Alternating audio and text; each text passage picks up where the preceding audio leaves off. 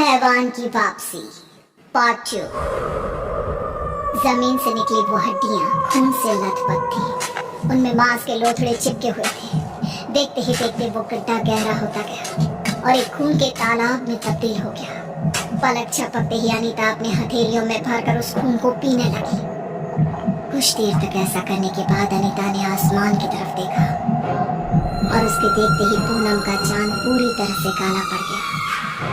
अब अनीता ने अपना मुंह खोला और उसके गले से ठीक वैसी ही आवाज निकली जो कुछ देर पहले करण ने निकाली थी। वो आवाजें ऐसी थी जैसे कोई बेहद खतरनाक खूनी भेड़िया अपने शिकार की तलाश में बेचैन हो रहा हो।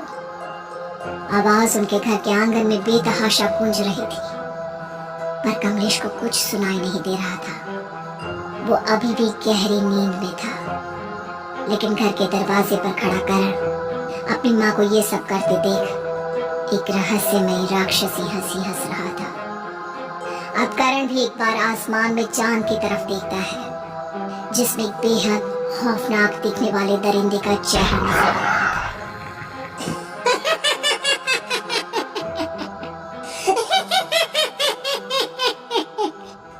रात बीत गई और अगली सुबह जब कमलेश नींद से जागा तो उसने देखा कि उसके बाजू में सोई हुई अनीता के कपड़ों पर खून के धब्बे लगे हुए थे। ये देखकर वो बुरी तरह से घबरा गया। उसने अनीता को नींद से जगाते हुए कहा, अनीता, अनीता उठो, तुम्हारे कपड़ों पर ये खून कैसा? क्या हुआ है अनीता? अनीता हड़बड़ाकर अपनी नींद से जागी और अपने कपड़ों की तरफ देखने लगी। ये सब क्या हो गया? मैं तो यहाँ सो रही थी। मुझे तो कहीं चोट भी नहीं लगी। करण को तो कुछ नहीं हो गया। हमें जाकर उसे देखना चाहिए। अनीता और कमलेश दोनों ही दौड़कर करण के कमरे में जाते हैं, लेकिन वो अपने कमरे में नहीं था। ये देखकर वो दोनों घबरा जाते हैं और अपने घर से बाहर भागते हैं। बाहर आते ही वो देखते हैं कि करण नीम के पेड़ की सबसे ऊंची डाली पर बैठकर आसमान की तरफ ताक रहा था। तुम वहाँ क्या कर रहे हो बेटा? अरे जल्दी से नीचे आ जाओ, गिर जाओगे। मैं नहीं गिरूंगा। मैं इस सुबह को फिर से रात में बदल दूंगा। मैं इस उजाले को घने अंधकार से ढक दूंगा। मुझे ये उजाला बिल्कुल पसंद नहीं। ये कैसी बात कर रहे हो बेटा? क्या हुआ है तुम्हें? तुम ठीक तो हो ना? कुछ भी ठीक नहीं है और आज के बाद यहाँ कुछ भी ठीक नहीं होगा। वो देखो उस तरफ क्या है? करण ने उस गड्ढे की तरफ इशारा किया जो रात को अनीता ने खुद अपने हाथों से खोदा था। जब कमलेश ने उस गड्ढे के अंदर झांक कर देखा तो वहां पर कुछ सड़ी हुई लाशें थी जिन पर कीड़े बिलबिला रहे थे और बेहद गंदी बदबू आ रही थी। ये देखकर कमलेश हैरान रह गया। ये सब क्या है? किसने किया ये सब? तुम ऐसा अजीब बिहेवियर क्यों कर रहे हो बेटा? नीचे उतर कर आओ। आ जाओ बेटा। अनीता तुम समझाओ ना अपने बेटे को, क्या हुआ है इसे? लेकिन तभी अचानक कमलेश ने महसूस किया कि अनीता का शरीर हल्का नीले रंग का होने लगा है। उसकी गर्दन चरमराकर टेढ़ी हो गई और उसकी आंखें लाल हो गई। अनीता की आवाज पूरी तरह से बदल चुकी थी। वो जो कर रहा है सही कर रहा है। अब वो हमारा बेटा नहीं रहा, अब वो एक हैवान बन चुका है। हैवान, और एक हैवान की माँ होने के नाते मैं उसका हर चीज में साथ दूंगी। ये सारा नजारा देख कमलेश के होश उड़ जाते हैं। उसे समझ में नहीं आता कि आखिर उसके घर में हो क्या रहा है। वो डर और घबराहट में पूरी तरह से चीखने लगता है और वहीं बेहोश हो जाता है। कुछ घंटों के बाद जब कमलेश को होश आता है तो वो रात के अंधेरे में खुद को एक जंगल के बीचों बीच पाता है। उसके पास ही किसी ने आग जला कर रखी थी। काले कपड़ों में एक तांत्रिक के जैसा दिखने वाला आदमी उस आग के पास बैठा, उस आग में सिंदूर और न जाने क्या क्या अजीबोगरीब चीजें डाल रहा था। और उसके पास बैठे करण और अनीता जोर जोर से अपनी गर्दन हिला रहे थे। उनके सामने कटोरे में खून भरा हुआ रखा था। ये सारा नजारा देखकर कमलेश की हालत खराब हो गई। वो डर से बुरी तरह से कांपने लगा।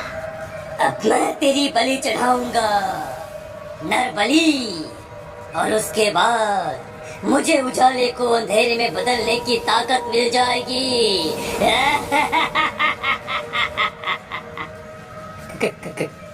कौन हो तुम? और मेरी पत्नी और बच्चे के साथ क्या किया है तुमने? क्या चाहते हो बताओ? मैं हूँ अघोरी तांत्रिक। तुम इंसानों की बलि चढ़ाकर मेरी ताकतें बढ़ती है। तुमने देखा तो होगा ही कैसे तुम्हारा बेटा अपनी उंगली के एक इशारे से देखते ही देखते किसी भी इंसान को जिंदा लाश में तब्दील कर सकता है। वो है मेरी ताकत। ये तुम क्या कर रहे हो? वो मेरा बेटा है, कोई हैवान नहीं जो ऐसा करेगा। कमलेश का जवाब सुनकर तांत्रिक ने एक नजर उसकी पत्नी अनीता की तरफ देखा, जिसका चेहरा पूरी तरह से सिंदूर में रंगा हुआ था। उसकी आंखें आग उगल रही थी। तांत्रिक की तरफ देखते ही अनीता जोर जोर से हंसने लगी। ये सच कह रहा है, हमारा बेटा हैवान है और उसने मुझे भी अपने जैसा बना लिया है। मैं काली शक्तियों की इस दुनिया में बहुत खुश हूँ।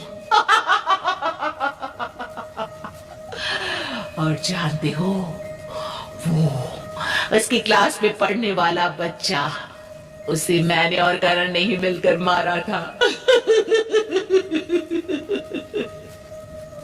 अब तो आपको यकीन हो गया ना कि आपका बेटा काली शक्तियों का बादशाह बन चुका है। और अब अगर आपने मेरा साथ नहीं दिया तो मैं भूल जाऊंगा कि आप मेरे पिता हैं। क्या क्या क्या क्या चाहते हो तुम मुझसे? इस सवाल का जवाब मैं तुम्हें दूंगा। मैं तुम्हें एक खून से भरा हुआ बर्तन दूंगा। तुम्हें अपने आसपास रहने वाले लोगों के खाने में किसी भी तरह से उस खून की बूंदें डालनी होगी, ताकि धीरे धीरे वो भी हैवान बन सके और हम हैवानों की ताकत बढ़ती जाए। हाँ? मैं ऐसा कुछ नहीं करने वाला। मैं अपने जीते जी जिंदा लोगों को हैवान नहीं बनने दूंगा। तुम्हारी इन काली शक्तियों को बढ़ाने में मैं तुम लोगों का साथ कभी नहीं दूंगा। मारे जाओगे, तुम मारे जाओगे, ठीक वैसे ही जैसे मैं मारी गई। मारी गई? अरे अनीता, ये क्या कह रही हो तुम? तुम तो मेरी आंखों के सामने जिंदा बैठी हो। ये तुम्हें जिंदा दिखाई दे रही है क्योंकि इसका शरीर जिंदा है, लेकिन इसकी आत्मा को मैं खत्म कर चुका हूँ। एक इंसान को हैवान बनने के लिए अपनी आत्मा को खत्म करना होता है। ये शरीर से तुम्हारी पत्नी है, लेकिन इसके अंदर एक बेहद खतरनाक दरिंदा छुपा हुआ है। तांत्रिक की बात सुनकर कमलेश समझ जाता है कि उसने करण और उसकी पत्नी अनीता को पूरी तरह से अपने वश में किया हुआ है। तभी कमलेश की नजर करण और अनीता के गले में पहने हुए एक काले ताबीज पर पड़ती है। मुझे लगता है कि यही वो ताबीज है जिसकी शक्तियों की वजह से करण और अनीता उस तांत्रिक के वश में है। कमलेश अपनी पत्नी और बच्चे को उस तांत्रिक के जादू से बचाना चाहता था, और इसीलिए उसने अचानक से बेहोश होने का नाटक किया और धड़ाम से जमीन पर गिर पड़ा। उसे गिरते देख तांत्रिक अपनी जगह से उठ खड़ा हुआ और उसके चेहरे पर पानी डालने लगा, और कमलेश पानी डालने की बात ही नहीं उठा। ये देखकर तांत्रिक अपनी झोपड़ी में था। इसी मौके का फायदा उठा कमलेश ने लपक कर अनीता पर हमला कर दिया और उसके गले से ताबीज छीनने लगा। ये ताबीज मुझे दे दो अनीता, दे दो, छोड़ो इसे, छोड़ो। अनीता कमलेश के बीच खतरनाक हाथापाई हुई। अनीता ने अपने नुकीले नाखून कमलेश के गले में काट दिए, जिसके बाद भी किसी न किसी तरह हिम्मत करके कमलेश ने अनीता के गले का ताबीज छीन लिया। इस सारी घटना के दौरान काली शक्तियों की तंत्र क्रिया में व्यस्त करण का ध्यान अभी तक उन दोनों पर नहीं गया था, लेकिन जैसे ही अनीता के गले से वो ताबीज हटा, उसे झटका लगा और वो होश में। ये सब क्या हो रहा है? हम यहाँ क्या कर रहे हैं? और ये मेरे कपड़े और आप क्या करते अभी ये सब बताने का वक्त नहीं है अनीता। हमें अपने बेटे को बचाना होगा। वो एक खतरनाक तांत्रिक के जाल में फंस चुका है। हमें उसे यहाँ से लेकर जाना होगा। अनीता अपने पति की बात समझ दबे पांव करण के पीछे जाती है और झटके से उसके गले का ताबीज निकाल देती है। तभी अचानक से वो घनी रात चमचमाती दोपहर में तब्दील हो जाती है और वो तांत्रिक अपनी झोपड़ी से निकलकर बाहर आता है। ये तुमने ठीक नहीं किया। तुमने मेरी शक्तियों पर वार किया है। मैं तुम्हें छोड़ूंगा नहीं। अनीता और कमलेश की कुछ भी समझ में नहीं आ रहा था कि अब तांत्रिक के हमले से कैसे बचा जाए। तभी अचानक से अनीता बिना कुछ सोचे समझे सामने पड़ी हुई राख को उठाकर तांत्रिक के ऊपर फेंक देती है और देखते ही देखते वो तांत्रिक जमीन पर गिर जाता है। ये तुमने कैसे किया अनीता? तुम्हें कैसे पता कि इस रात से तांत्रिक बेहोश हो जाएगा? मुझे नहीं पता था। मुझे बस बचने को जो तरीका सामने दिखा मैंने वो कर दिया।